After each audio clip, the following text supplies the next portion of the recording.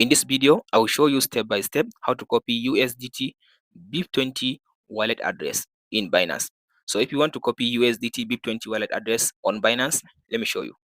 After you open up your Binance app like this, go to Assets, go to Add Funds. So go to this on-chain deposit. So from this option, tap on this search and search for USDT. So search for the USDT. Here is it. Select it. So from this option, now tap on this network and then now select this one. Here is the Bep20 address. So if you look at this option, here is the Bep20 and it's called BSC as well. So now tap on this option and copy it. Now select it. Select this one. And then here is your address. So now tap on this option to copy the address. And that's it. If you found this video helpful, don't forget to like and subscribe.